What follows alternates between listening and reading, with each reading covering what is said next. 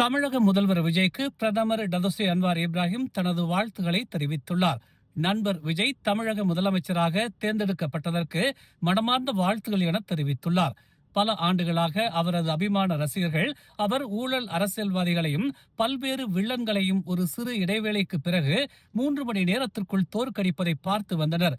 தமிழக மக்கள் இப்போது விஜயிடம் திரையில் அவர் ஏற்று நடித்த எந்த ஒரு பாத்திரத்தையும் விட மிகப்பெரிய ஒரு பொறுப்பை ஒப்படைத்துள்ளனர்.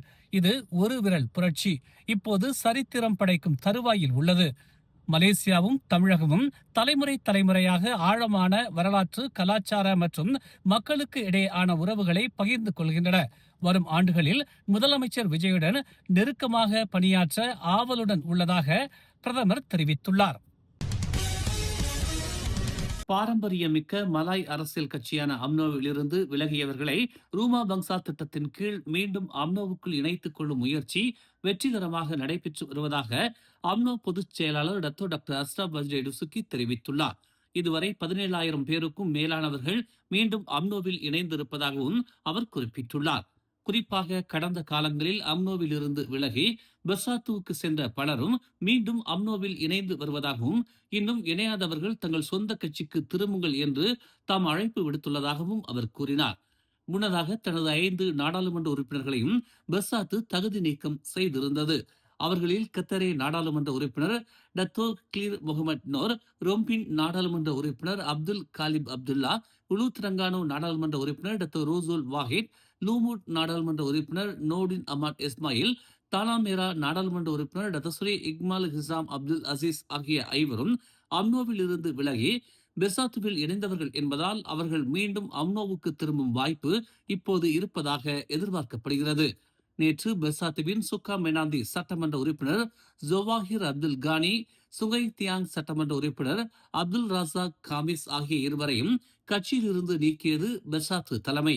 அவர்களுக்கு ஆதரவளித்த கூலிம் மண்டார்பாரு நாடாளுமன்ற உறுப்பினர் ரோஸ்லான் ஹாஷிம், கங்கார் நாடாளுமன்ற உறுப்பினர் ஷக்ரி ஹசான், சபா பெர்னாம் நாடாளுமன்ற உறுப்பினர் கலாம் சலான் ஆகிய மூவருக்கும் பெர்சாத்துவின் தலைமைக்கு எதிரான கருத்துக்களை வெளியிடக்கூடாது என எச்சரிக்கை விடுக்கப்பட்டுள்ளது. பெர்சாத்துவின் இந்த கண்டிப்பான நடவடிக்கையால் பெர்சாத்துவின் நாடாளுமன்ற மற்றும் சட்டமன்ற உறுப்பினர்கள் பலரும் பெர்சாத்து தலைமையின் மீது அதிருப்தியில் இருப்பதாகவும், தாய் கட்சியான அம்னோவுக்கு திரும்பும் எண்ணத்தில் அவர்கள் இருப்பதாகவும் தெரிய வந்துள்ளது. மலேசிய அரசியல் கட்சிகளில் பெர்சாத்து அதன் சொந்த சட்டமன்ற மற்றும் நாடாளுமன்ற உறுப்பினர்களை கட்சியில் இருந்து நீக்கி வரும் நிலையில் அம்னோ அதன் கட்சி உறுப்பினர்களின் எண்ணிக்கையை அதிகரிக்க வேண்டும் என்று எல்லோரையும் அம்னோவில் இணைத்து வருகிறது. அடுத்ததாக ஆளும் கட்சியான PKRல் அதன் முன்னாள் துணைத் தலைவர் ரம்சி ரம்லி PKR தலைமையையும் அதன் ஆட்சியையும் கடுமையாக விமர்சித்து வருவதால் பெரும்பாலான PKR கட்சி உறுப்பினர்களும் PKR தலைமையின் மீது அதிருப்தியில் இருந்து வருகின்றனர். DAP வரும் ஜூலை மாதத்திற்குள் ஆட்சியில் நீடிப்பதா இல்லையா என்பதை உறுதிப்படுத்தும் என தெரிவித்துள்ளது. பெரும்பாலான அரசியல் ஆய்வாளர்கள் DAP அமைச்சரவையில் இருந்து விலகி அரசாங்கத்திற்கு ஆதரவாக மட்டும் இருக்கும் என தெரிவித்து வருகின்றனர். மேலும் ஜொஹூர், மலாக்கா ஆகிய மாநிலங்களுக்கு சட்டமன்ற தேர்தல் நெருங்கி வரும் நிலையில் மலாக்காவில் அம்னோ தனித்து போட்டியிட இருப்பதாகவும், பக்காத்தான் கட்சிகளுடன் கூட்டணி இல்லை என்பதையும் வெளிப்படையாக அறிவித்துள்ளது. ஜொஹூரில் PKR கட்சி தனித்து DAP, அமானா கட்சிகளுடன் மட்டுமே போட்டியிடவிருப்பதாக அறிவித்துள்ளது. ஓம்ஸ் அறவாரியத்தின் ஆதரவில் மலர் டிவி வழங்கும் திரையிசை கண்ட இலக்கியம் நயம்பட உரைப்போம் 2026. பேச்சுத்திறன் உள்ளவர்களா நீங்கள்? உங்களுக்காக காத்திருக்கிறது பரிசு மலை. எண்ணற்ற திரைப்பாடல்களில் பண்டைய இலக்கிய கருத்துகள் கையாளப்பட்டுள்ளன. கண்ணதாசன், வாலி, பட்டுக்கோட்டை வைரமுத்து முதல் பலரும் பண்டைய இலக்கிய செயல்களை தங்கள் பாடல்களில் கையாண்டுள்ளனர். அப்படிப்பட்ட பாடல்களை அடையாளம் கண்டு 5 நிமிடங்களில் விளக்கி நயம்பட உரைத்து காணொலியாக்கி அனுப்புங்கள். 2 பிரிவுகளாக இப்போட்டி நடைபெறுகிறது.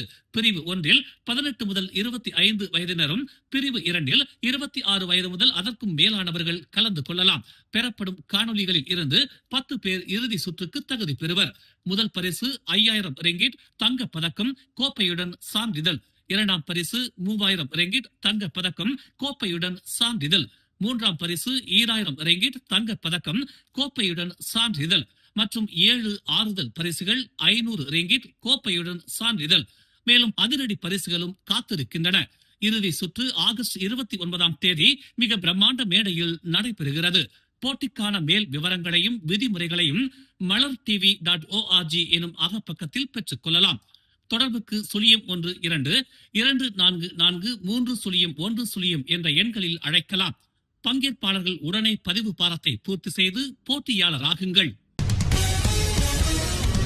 மேலும் செய்திகளை தெரிந்து கொள்ள தமிழ் மலர் இணையதளம், தமிழ் மலர் செயலி மற்றும் மலர் டிவி யூடியூப் சேனலை வலம் வாருங்கள். எங்களோடு இணைந்திருக்க மலர் டிவியை பதிவு செய்து கொள்ளுங்கள். உறவுகள் மகிழ்ந்திட விருப்பம் மற்றும் பகிர்வு சேவையை சொடுக்கிடுங்கள்.